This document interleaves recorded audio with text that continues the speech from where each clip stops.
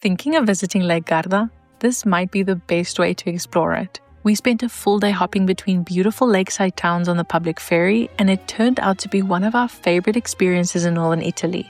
In this video, we'll show you the towns that we visited, how the boat works, what it costs, and a few tips to make sure your trip is even better.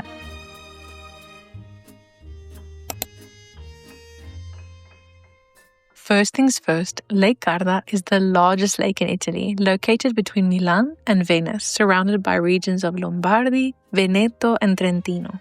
It's known for its clear blue water, charming lakeside towns, and beautiful mountain views.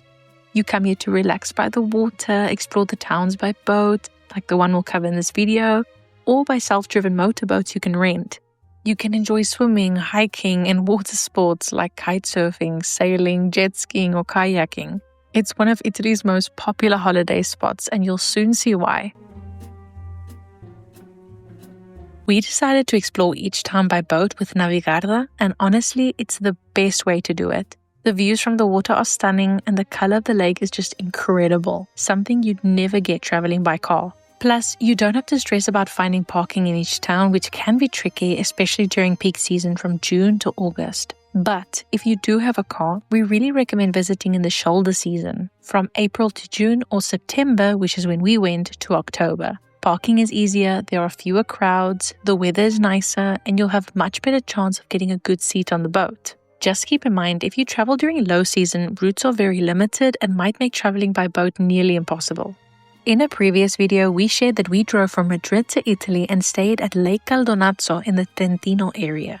It was the perfect base to explore both the Dolomites and Lake Garda. So on our way there, we decided to stop in Sirmione. It's a gorgeous town on the southern end of the lake. We'd actually been there before on another trip when we also visited Riva del Garda and parts of Lake Como, but we couldn't resist coming back. We love walking by the water here, crossing the little bridge with flower boxes that lead into the town, right by the Scaliger Castle, which is a must visit. And the bridge is called Ponte Levatoio di Sirmione, and grabbing a drink at Caffè Grande Italia in Piazza Giosuè Carducci.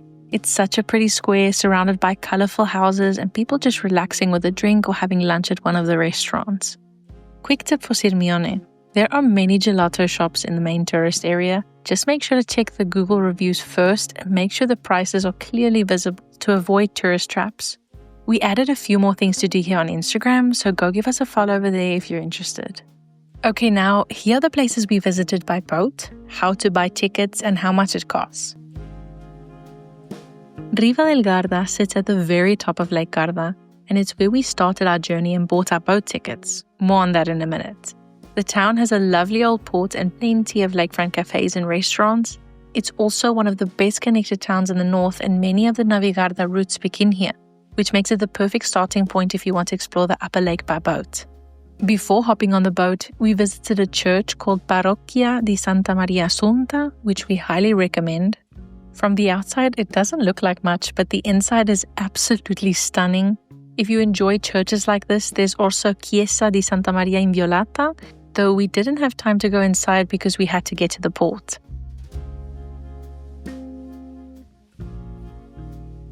We bought our tickets at the stand right by the boarding area and went for the Northern Lake Daily ticket. It takes you from Riva del Garda to Limone sul Garda, then Malcesine, then Torbole, before heading back to Riva. It costs $20.50 for adults and €11 for children aged 4 to 11. Kids under 4 travel for free but need to sit on your lap. You can also buy tickets online. However, we found it a bit unclear how to get a round ticket that lets you hop on and off at multiple stops. That's why we prefer the ticket office. You can also get the whole lake day ticket, which lets you see both the upper and lower parts of the lake. If you go for this option, we recommend starting early and only stopping in the towns you really want to see so you don't feel rushed. It's always better to visit fewer places and actually enjoy them. As we've mentioned, this trip we focused on the upper part of Lake Garda, but the first time we explored the southern part of the lake and did a few day trips around that area. Next time we go back, we'd love to stay somewhere more central and use the hop-on, hop-off boat to visit different towns around the lake throughout the week. This is a great option if seeing the lake in one day sounds overwhelming to you. At the end of our route, back at Riva del Garda, we decided to have dinner at a lakefront spot called Bella Vista Ristorante Pizzeria, and the name fits perfectly. The views of the lake and mountains at night with all the lights were absolutely stunning. The food was good, maybe not mind-blowing, but definitely worth it for the vibe, and the service was excellent. The whole experience felt really romantic, so if you're traveling with your partner, this is a great spot for a date night. If you're enjoying this video so far, consider subscribing to our channel and hitting the notification bell so you can be the first to know when we post a new video. Okay, let's move along to Limone sul Garda.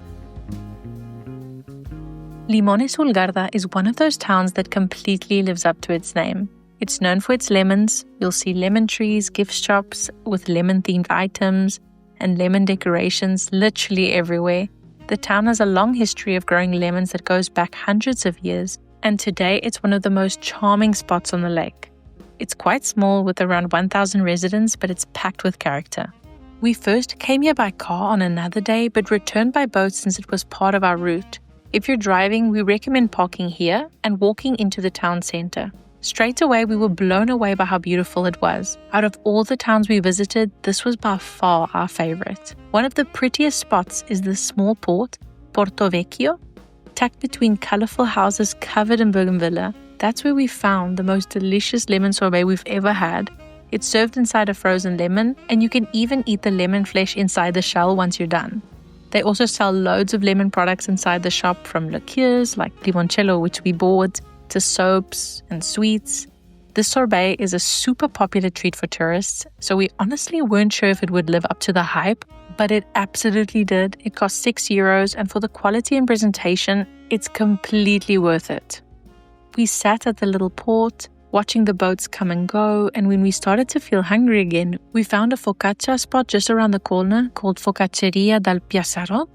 It's a small sandwich shop that makes all kinds of focaccia with fresh ingredients. The one we recommend is O Sole Mio. It has mortadella, lemon carpaccio, stracciatella cheese, and pistachio cream. It cost around €9 and was full of flavor.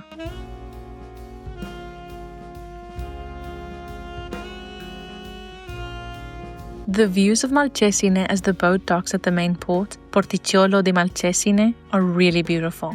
As you arrive, you're greeted by the impressive Castello Scaligero di Malcesine, which you can visit for €7. There's also a free viewpoint nearby called Punto Panoramico Malcesine that offers incredible views over the lake. We found plenty of beautiful spots around Malcesine, crystal clear water, colorful streets, and amazing views almost everywhere. One place we really recommend is the outside area of Palazzo dei Capitani by the water. It's a great spot for photos and has that Italian movie vibe. That said, Malcesine did feel a bit more touristy compared to some of the other towns we visited. While places like Limone sul Garda and Riva del Garda also attract lots of visitors, they somehow felt a bit more authentic. We still think Malcesine is worth a visit, but we didn't stay very long and personally enjoyed the overall experience more in Limone and Riva. We also had the option of stopping at Trovole, but we were quite tired and were ready to get some dinner, the one we had in Riva del Garda, so we decided to skip it. But it did look pretty cute from the boat. Maybe next time. So, if you're visiting Lake Garda, taking the Navigarda boat is honestly the best way to explore. You'll see more, stress way less, and it's absolutely beautiful. If you found this video helpful, don't forget to like, subscribe, and we hope to see you in the next one. Safe travels!